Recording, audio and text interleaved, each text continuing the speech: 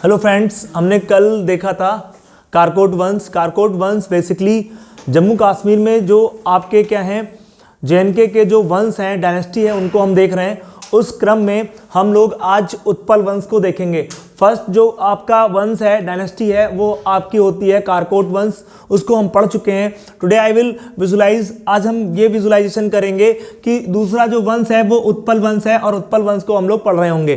Class एक point याद रखिएगा, बहुत ही इंपॉर्टेंट पॉइंट है, वो ये है कि जेएनके के जितने भी वंश हैं उनके बारे में जानकारी एकत्र एक साथ नहीं मिलती है और वो हम यहाँ पर देख रहे हैं और क्वेश्चन यहाँ से पूछे जाते हैं।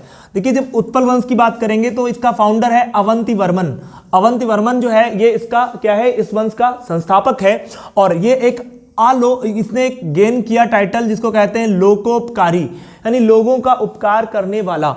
और अगर बात करें, इसने जो शासन किया वो अपने मंत्री सूर्य की मदद से किया। और इनके यहाँ एक अभियंता इंजीनियर रहता था जिसका नाम था शुय, या कहीं कहीं देखने को खुय मिला है। तो शुय या खुय एक आपका अभियंता है, इंजीनियर है, जिसने क्या किया सर, नोट करिएगा, झेलम या वितिस्ता के किनारे या झेलम या वितिस्ता नदी के जो है आपके नदी से नहरों का निर्माण करवाता है। तो क्वेश्चन याद रखिएगा, वितिस्ता या झेलम नदी से नहरों का निर्माण करवाने वाला शासक उत्पल वंश का शासक संस्थापक अवंती वर्मन है। और किसकी मदद से? एक अभियंता या इंजीनियर की मदद से, जिसका नाम क्या है बच्चे, सुय या खुय। अब देखिए, इसने दो जो है आपके नगरों की स्थापना की, एक अवंतीपुर जेएनके में, दूसरा सोनपुर, नगरों की स्थापना की। कहते हैं एक विद्वान है ध्वन्यालोक, वो इनके दरबार में रहता है, ठीक है। फिर देखिए सर, नोट में एक पॉइंट आपको समझना है।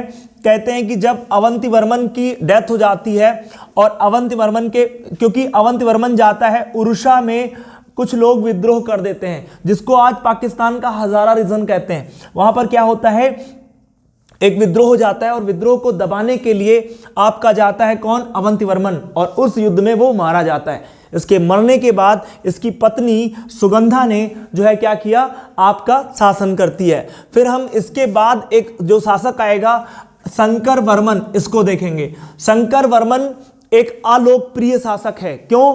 क्योंकि इसने क्रूरता की। क्रूरता क्या की? ये क्रूर और निर्दयी शासक था। इसने मंदिरों को लूटा, टैक्स को ज्यादा इंपोज कर दिया, बढ़ा दिया, जनता पर कहर ढाए, इसलिए बहुत ही लोकप्रिय राजाओं में एक है। मंदिरों के राजकोष को भी नहीं छोड़ा, उसको भी लूटा और मूर्तियों को भी लूटा, ठीक। तो जितने भी मंदिर हैं उनको भी लूटने का कहीं ना कहीं इसने कार्य किया। और ग्रामीणों पर विपत्तियों का अग्रदूत कहा जाता है। तो आपका ये क्या कहलाता है, अग्रदूत कहलाता है। ग्रामीणों पर इसने टैक्स इंपोज किए जिसके कारण उनमें गरीबी को झेलना पड़ा। इसलिए हम शंकर वर्मन को एक क्रूर शासक के रूप में देखते हैं। फिर हम अगला डायनेस्टी देखेंगे जेएनके की, जिसको कहेंगे यस्कर वंश। और यस्कर डायनेस्टी का सर फाउंडर है आपका कौन, क्षेमेंद्र गुप्त। क्षेमेंद्र गुप्त यस्कर डायनेस्टी का फाउंडर है, जो जम्मू कश्मीर का वंश है। और इसकी वाइफ है जिसका नाम है, हिंदू शाही वंश से आती हैं वो, लोहार वंश की कन्या है रानी दिद्दा।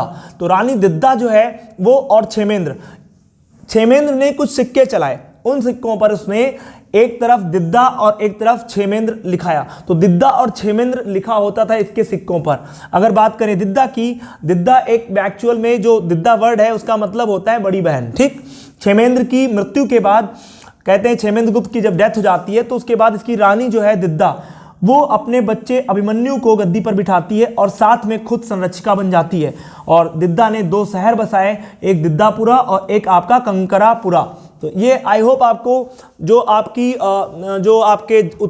आपके जेएनके के जो बेसिकली क्या है शासक हैं और जो वंश हैं उनको हमने देखा। अब लास्ट आपका शासन होगा हमारा, जिसको हम कहेंगे लोहार वंश। और लोहार वंश से क्वेश्चन आपके एग्जाम में आते हैं, उनको हम अगली वीडियो में देख रहे होंगे। आई होप आपको ये चीजें समझ में आई होंगी, ठीक है।